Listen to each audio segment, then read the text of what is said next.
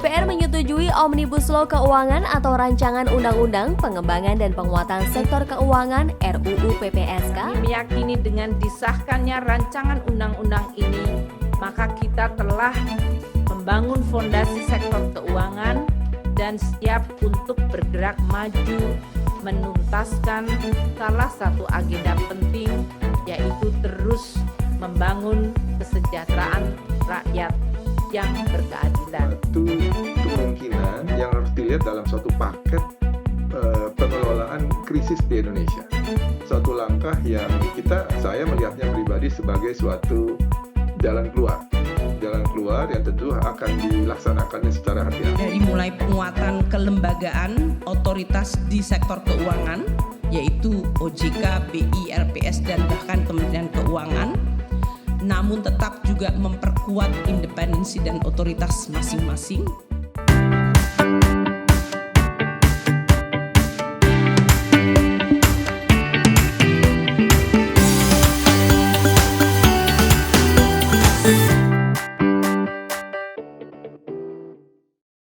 Halo teman-teman, jumpa lagi di podcast Pustakawan Bank Indonesia. Perkenalkan, saya Cime. Saya Adit. Kami berdua yang akan menjadi podcaster pada episode podcast kali ini.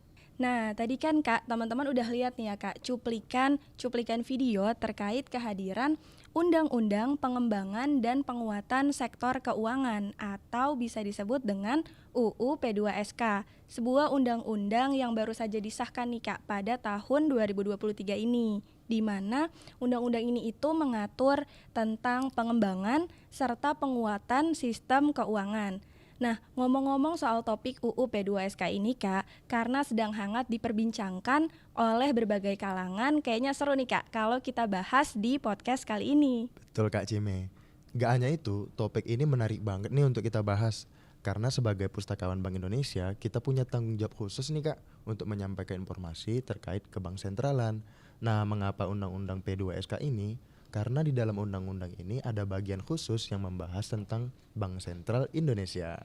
Tapi sebelum kita bahas lebih lanjut nih Kak terkait topik ini, disclaimer dulu ya Kak, bahwa tujuan podcast kali ini adalah untuk edukasi bersama. Kenapa bersama? Karena yang belajar kali ini tuh gak hanya teman-teman aja ya Kak Adit yang lagi nonton, tapi kita berdua juga ya Kak. Nah, setuju banget.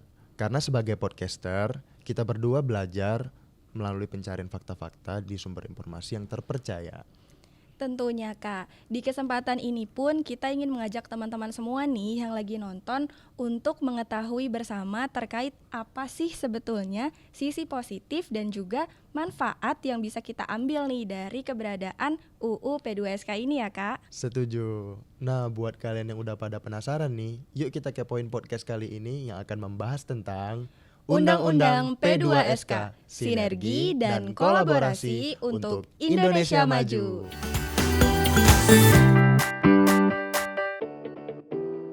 Nah Kak, mungkin sebagai pembuka nih, sebetulnya undang-undang ini tuh tentang apa sih Kak? Dan kenapa undang-undang ini atau topik kali ini tuh menjadi penting nih untuk kita ketahui bersama?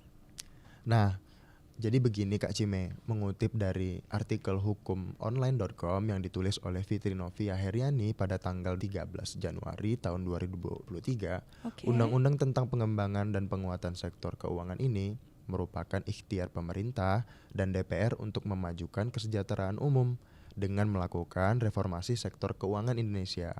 Nah, jadi pemerintah dan DPR itu menginginkan sektor keuangan yang inklusif, dalam, dan stabil. Nah, semua itu merupakan syarat untuk pembangunan ekonomi nasional itu lebih cepat ke depannya.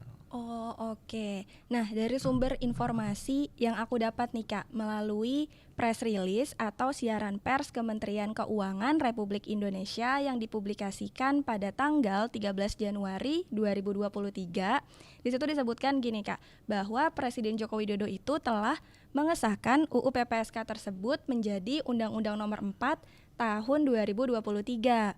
Di mana pengesahannya ini Kak dilakukan Presiden pada tanggal 12 Januari 2023 ya Kak, tepatnya Kamis malam. Betul Kak Cime. Nah, kalau kita lihat dari sudut pandang ke Bank Sentralan nih, Undang-Undang P2SK ini merupakan penyempurnaan dari undang-undang sebelumnya Kak Cime. Oke. Nah, itu ada Undang-Undang Nomor 23 tahun 1999, kemudian Undang-Undang Nomor 3 tahun 2004. Nah, menurut Menteri Keuangan kita, Ibu Sri Mulyani, pemerintah dan DPR menyepakati 5 lingkup yang diatur dalam undang-undang ini. 5 lingkup. Apa aja tuh Kak 5 lingkupnya? Nah, jadi yang pertama itu ada penguatan kelembagaan sektor keuangan dengan memperhatikan independensi. Nah, kemudian kedua, penguatan tata kelola dan peningkatan kepercayaan publik.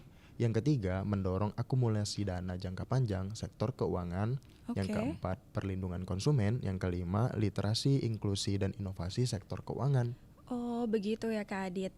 Nah, terus nih Kak, sebetulnya apa sih Kak kaitannya antara undang-undang yang sekarang dengan undang-undang yang sebelumnya? Nah, jadi sebenarnya undang-undang ini merupakan penyempurnaan dari undang-undang yang sebelumnya.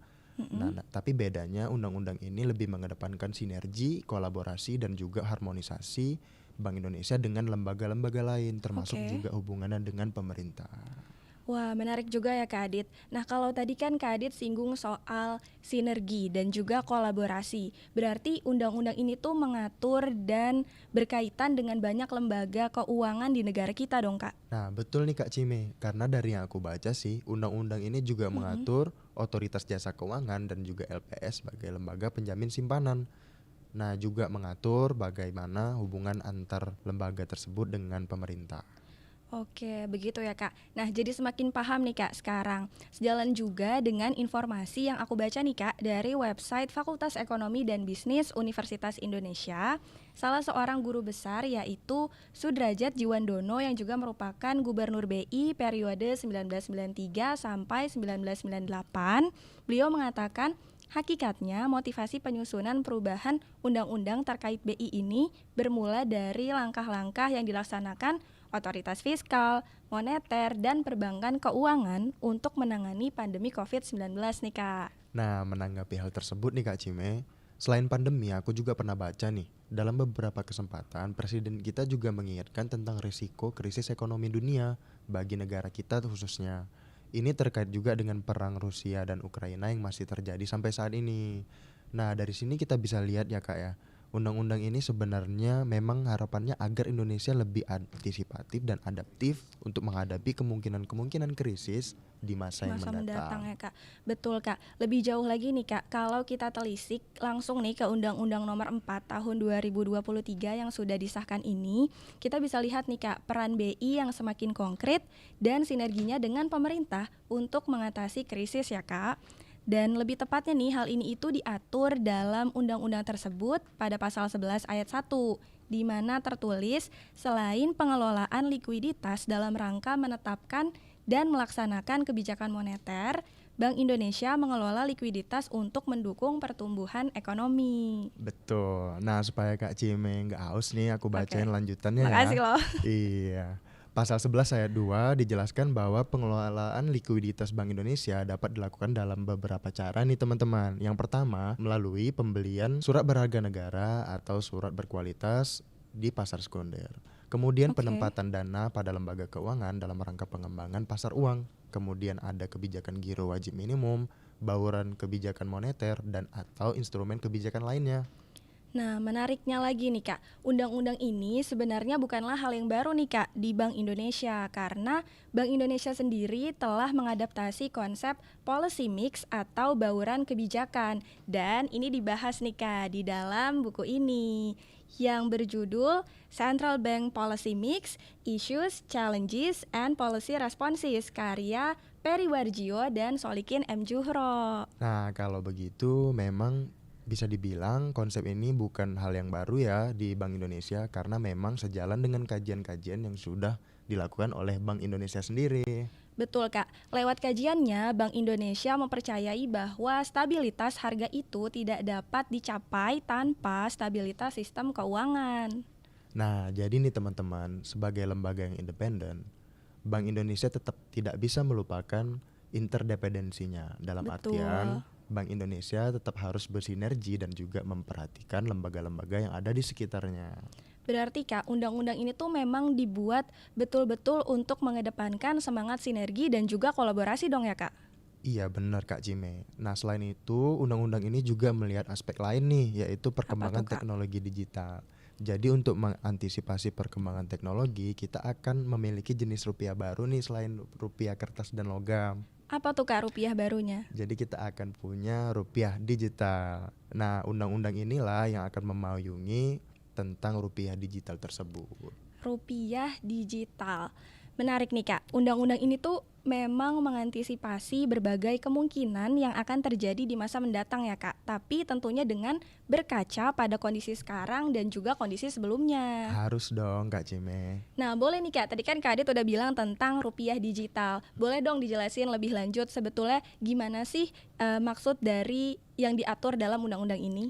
Oke, jadi yang pertama di undang-undang ini dijelaskan bahwa Bank Indonesia merupakan satu-satunya lembaga yang berwenang untuk melakukan pengelolaan rupiah digital. Nah, kewenangan itu meliputi perencanaan, penerbitan, pengedaran, hingga penatausahaan rupiah digital. Nah, untuk melakukan perencanaan rupiah digital dalam undang-undang ini, BI itu harus berkoordinasi dengan pemerintah terkait dengan aspek penyediaan rupiah digital sebagai alat pembayaran yang sah. Begitu, Kak. Oh oke, jadi gitu ya teman-teman. Nah kalau kita lihat langsung nih Kak ke undang-undangnya, ini tuh ada ya Kak diatur pada pasal 10 dan 14A.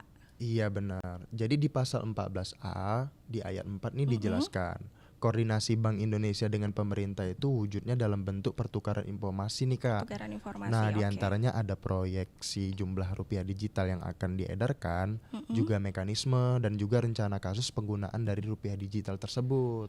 Oke, semakin paham nih ya teman-teman semua di sini. Nah, lagi-lagi nih Kak, kuncinya adalah koordinasi, sinergi dan juga kolaborasi. Nah betul, nggak bosan-bosan nih kita sampaikan ke teman-teman tentang hal tersebut. Setuju. Nah, nggak kerasa nih Kak, kita ternyata sudah di penghujung podcast pada episode kali ini. Wah iya, setelah kita tadi ngobrol dan belajar bareng tentang Undang-Undang P2SK ini, akhirnya kita sampai juga ya di penghujung podcast. Betul Kak, ya meskipun agak ngebul-ngebul sedikit lah ya kepalanya, tapi banyak banget nih kali ini pelajaran dan juga insight baru yang kita dapetin bersama ya. Tentunya agar kita selalu peduli dan juga aware untuk kemajuan negara kita tercinta, yaitu Indonesia. Pastinya Kak. Nah untuk menutup podcast kali ini nih Kak, kalau pantun kayaknya udah bosan ya, dan kita juga belum siapin kan Kak kalau Iya, pantun. Tapi bener. boleh dong Kak di-share nih ke teman-teman di sini, mungkin ada quotes atau kutipan yang menurut Kak Adit menarik untuk dijadikan sebagai penutup podcast kali ini. Nah pas banget nih Kak Cime, aku ada suatu quotes yang menurut aku sangat menarik banget nih. Itu disampaikan oleh Bapak Sudrajat Jiwandono pada website Fakultas Ekonomi dan Bisnis Universitas Indonesia. Apa tuh Kak kalau boleh tahu quotes-nya? Nah, jadi beliau mengatakan begini. Nah, kemandirian bank sentral sebagai pemegang tugas dan tanggung jawab otoritas moneter sangat diperlukan. Selain itu, kemandirian juga tak menafikan kerjasama, koordinasi, maupun sinkronisasi kebijakan bersama lembaga-lembaga lain. Karena kemandirian yang melekat pada lembaga-lembaga disertai oleh pertanggungjawaban dan akuntabilitas yang harus dipatuhi secara ketat. Cakep. Rasa-rasanya udah cukup nih Kak, kita kenalan dan ngobrol-ngobrol tentang UU P2SK ini ya Kak, sama teman-teman nih yang udah setia nonton sampai akhir. Nah, semoga dari obrolan kita ini bisa menambah dan memberikan insight dan pengetahuan baru kepada teman-teman.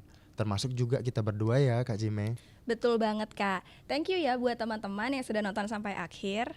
Sampai jumpa di podcast Pustakawan selanjutnya. Keep learning and don't forget to subscribe. Bye. Bye.